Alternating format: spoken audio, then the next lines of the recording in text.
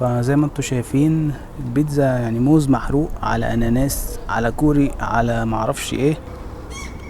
لا متهزروا والله العظيم بتهزروا بجد. النهارده هجرب يمكن اغرب بيتزا في العالم. البيتزا دي موجوده في السويد وطول عمري بسمع عنها، لكن بصراحه عمري ما جربتها. يعني احنا لو فكرنا في مكونات البيتزا دي يعني ميكس غريب جدا. يعني هي بيتزا فراخ عليها موز عليها اناناس عليها سوداني وعليها كوري. فدي مشهوره برضو في السويد وفي ناس كتير بتحبها وفي ناس بتكرهها. فهنشوف النهارده هل فعلا حلوه ولا وحشه. فانا متخيل مثلا لو طلبت البيتزا دي في ايطاليا انا يمكن اتحط بلاك ليست واترفد من المكان. يعني ممكن يحصل لي حاجه لو قلت لواحد ايطالي انا عايز بيتزا بالاناناس بالموز بالفراخ بالسوداني بالكوري. فخلينا نروح واحد من افضل مطاعم البيتزا هنا في السويد اسمه سان جوردن. فدلوقتي رايح الفرع الاصلي واحنا على الله ان شاء الله ويلا بينا. والله انا متحمس وقلقان في نفس الوقت. يعني انا متوقع طعم يبقى غريب جدا، لكن احاول ابقى ايه اوبن مايندد وافتح مخي كده واستطعم الحاجه ونشوف يمكن تطلع حلوه. يعني هو حادق على حلو على ما اعرفش ايه. طيب انا داخل دلوقتي على المطعم فخلينا نشوف الوضع بالظبط ونطلب البيتزا ونقعد في حته رايقه كده ونجرب.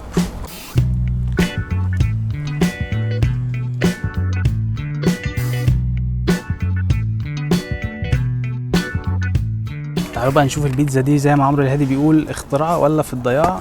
نفتح كده ونقول بسم الله اللهم صل على النبي. موز وكوري وسوداني واناناس وفراخ. الله الله ده شكل البيتزا. فزي ما انتوا شايفين البيتزا يعني موز محروق على اناناس على كوري على معرفش ايه. فخلينا نجرب ونقول بسم الله وعلى الله التسهيل. بيتزا غريبة على المسرح، بيتزا مولعة. بسم الله.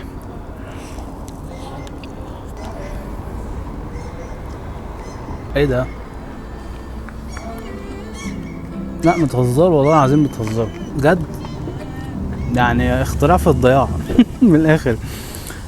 وحشه جدا. ايه ده؟ عمري ما كنت اتخيل انها بالطعم ده. يعني هي البيتزا متوسعه وتمام ويعني مونها ما شاء الله. واصلا سان جودن يعني من المطاعم البيتزا المفضله بالنسبه لي. هو البيتزا دي مش موجوده في المطعم ده بس، لا موجوده في معظم البيتزريات هنا في السويد.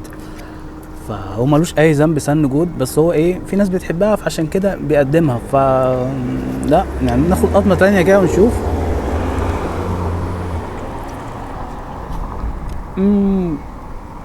لا يا جماعه اقسم بالله صعبه. لا صعبه جدا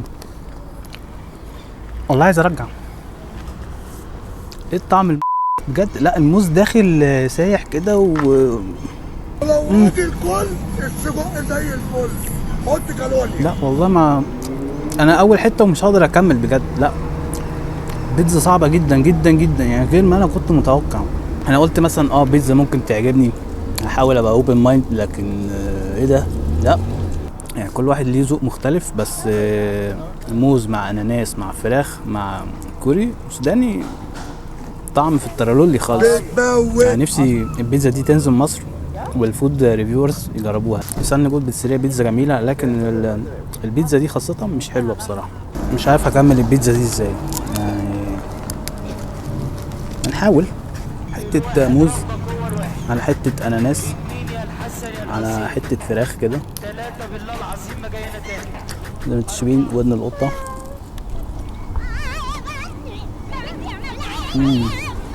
لا انا لو قعدت قدام المحل يوم بحاله مش هقدر اكمل البيتزا دي والله.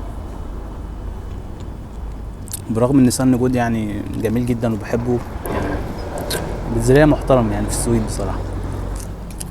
لكن انا مش عارف الناس اللي بتطلب البيتزا دي ازاي عجبهم الطعم ده. يعني شيء غريب جدا. قاعد بتامل في البيتزا دي يعني مش عارف هعمل ايه. يعني بجد بصوا زي ما هي. فاحنا هناخدها معانا البيت. يعني لو من غير الكوري كانت ممكن تمشي يعني سنه من غير الكوري، لكن يلا. يعني لو واحد ايطالي شاف البيتزا دي انا مش عارف ايه اللي هيحصل له. ممكن يجيله سكته قلبيه. فانا مش فاهم السعوديين اخترعوا ليه البيتزا دي. مين بيحبها يا جماعه؟ يعني المره ال20 انا مش بعمل الفيديو ده عشان انتقد المطعم او اشوه سمعه سان جوردن. هي فكره الفيديو ان انا اجرب نوع البيتزا ده اللي موجود تقريبا في كل مطاعم البيتزا هنا في السويد وفي ناس كتيره بتحبه. يعني حتى اللي شغال في المطعم وانا بطلب يعني زي ما تقولوا كده عايز يقول لي انت متاكد؟ يعني بلاش يفتكر ان اقول لك بلاش. عشان العروبه ما تطيرش من قلبي وانت ما تطيرش من هنا، بقول لك بلاش. بدي دوق يعني بدي دوق. فاتمنى تكون التجربه دي عجبتكم واستمتعتوا بالفيديو ده، فيديو غريب شويه.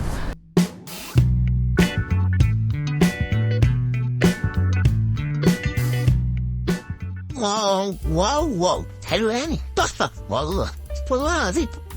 ازاي هو بجد عجبتني. الموز مع الكاري والله طعم جميل جدا. انا مش اول مرة اجرب الطعم ده بس فعلا تحفة.